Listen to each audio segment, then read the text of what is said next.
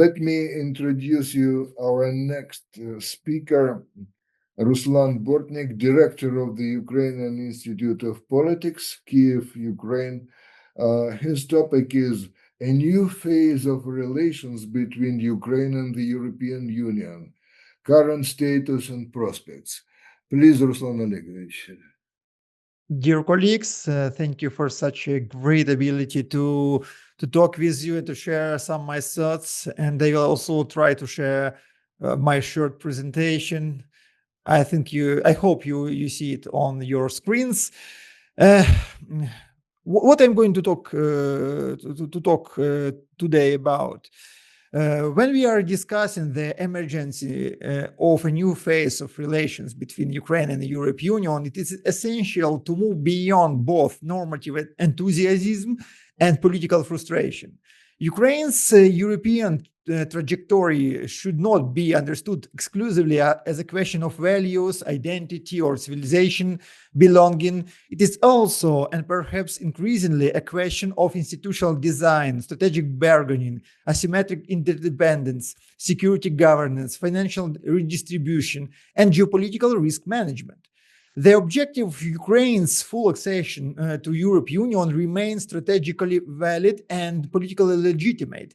It should not be abandoned or downgraded as a matter of principle.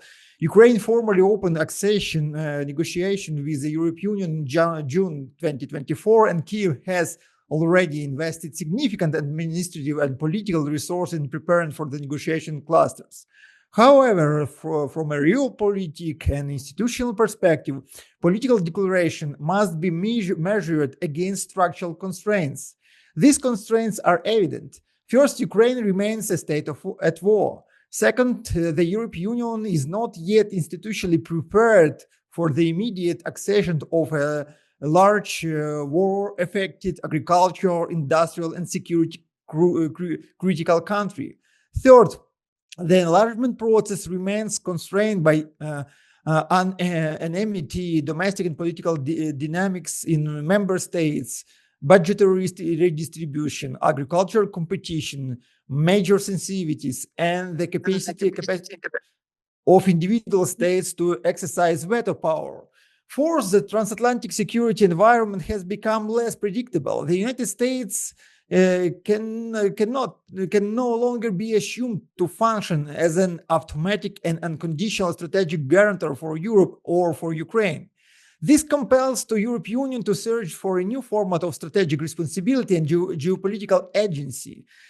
It is in this context that Chancellor Friedrich Merz's proposal regarding an associate membership status for Ukraine deserves serious analytic attention. The reported proposal may be interpreted as an attempt to construct an intermediate institutional format between an existing association agreement and full European Union membership. Such a model could potentially include Ukraine's participation in European Union summits and ministerial meetings without voting rights, forms of non-voting institutional representation, and a link to political and security guarantees. This idea is significant not because it fully satisfies Ukraine's strategic aspiration. It is clear not. It is significant because it reflects an emerging recognition within parts of the German and broader European political establishment that the existing enlargement architecture is insufficient for the Ukrainian case. Ukraine is already functionally embedded in Europe's security order.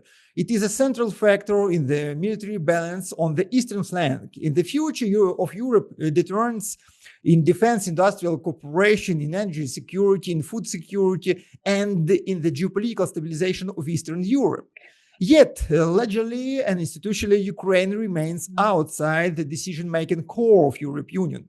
This creates structural mismatch between Ukraine's geopolitical role and its formal institutional status. Merz's proposal can therefore be seen as an attempt to manage this mismatch. It represents a search for a differentiated model of integration, deeper than association, but less complete than membership. membership, more political than technical operation, but less sovereign than accession, more binding than partnership, but less equal than full participation in Europe decision making. This is not merely a procedural innovation. It is a symptom of the European Union's broader transformation from a regulatory and economic community into a more explicit geopolitical actor. At the same time, the proposal contains a profound ambiguity. In one interpretation, associate membership could become a transitional bridge toward full accession. In the other interpretation, it could become a substitute for the full accession in mechanism for long-term containment of Ukraine in a semi-integrated, semi-dependent peripheral position. From a Ukrainian political and emotional perspective, the proposal may appear problematic, even unfair. Ukraine is not seeking a symbolic substitute for membership. It seeks for full recognition of its European future and full participation in the European Union's political community. This reaction is understandable. However, political strategy cannot be built on emotional alone. From the standpoint of realpolitik, the task of the state is to exact the maximum possible advantage from an imperfect distribution of power. And in the condition of the war, a bird in the sleeves is better than a crane in the sky. In practical terms, a serious interim status that provides Ukraine with real institutional access, market opportunities, financial resources, security instruments, and legally defined movement toward membership may be more valuable than a politically attractive but indefinitely postponed promise of full succession. The name of the status is secondary. The institutional architecture is decisive. Ukraine should therefore bargain hard across at least 6 dimensions: institutional participation, market access. I have a very wide analysis of every bargain stage or on every bargain direction, but I'm not going to share it now and to waste your time. I will share my presentation to the organizers of the conference. Financial architecture and reconstruction, security and defense, reversibility and protection against a strategic trap, and so on and so on. At the same time, Ukraine has a significant bargaining leverage. Ukraine is not entering this negotiation as a passive recipient of Europe's benevolence. Ukraine brings strategic assets. Ukraine brings one of the most experienced armies in Europe. Ukraine brings strategic depth. Ukraine brings agriculture capacity. Ukraine brings energy infrastructure and crucial transit geography. Ukraine brings digital governance experience. Ukraine brings defense innovation generated under condition of real war. Ukraine brings military industrial potential. Ukraine brings the possibility of stabilizing Europe's eastern flank. And Ukraine also brings a warming. If Europe does not integrate Ukraine, Europe will still have to pay for Ukraine's insecurity, instability, reconstruction, migration pressure, and military vulnerability. Integration is expensive. This is non-integration might be more expensive for Europe also. This is the language of strategic cost-benefit analysis. Not morality alone, not solidarity alone, risk management, strategic necessity, institutional interest. Ukraine should therefore negotiate not only from the position of gratitude, but from the position of strategic value.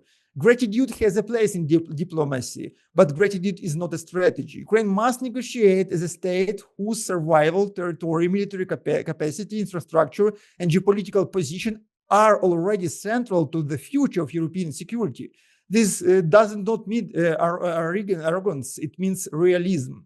And as a short conclusion, Ukraine should support the idea of associate membership in principle, not naively, but strategically. Ukraine should not reject an interim status simply because it's not a full membership, but Ukraine should not accept it simply because it sounds European. The question is not whether the glass is half full or half empty. The question now is who owns the glass, who fills it, who pays for it, and whether it can later be taken away. For Ukraine, the correct approach should be yes to associate membership, as an interim geopolitical instrument, no to associate membership as a substitute for a full accession, yes to participation in European Union institution, no to symbolic participation without influence, yes to conditionality that strengthens Ukraine's state, no to conditionality that turns Ukraine into a controlled periphery. Yes to market integration, no to asymmetric economic absorption. Yes to European security guarantees, no to another paper architecture without operational consequences. The European Union is entering a new historical phase. It can no longer remain only a market, a regulatory community, and a peace project designed for comfortable times. If Europe wants to survive as a geopolitical actor, it must learn for how to integrate strategic borderlands under the pressure. Ukraine is the test case. For Ukraine, the task is equally serious. We must stop thinking of European integration as a ceremony of recognition. It is a negotiation, a hard negotiation, a negotiation where partners defend their interests, allies calculate costs, institutions protect themselves, and every clause matters. Therefore, Ukraine's message should be mature, pragmatic, and strategically disciplined. Ukraine remains committed to the full European Union membership. Ukraine is ready to consider associate membership as an interim stage, but Ukraine will negotiate the real substance of the status, rights, obligations, money, markets, security, international access, and the path to full membership. Because in war, strategic patience is necessary, but strategic passivity is fatal. Thank you, colleagues, for your attention.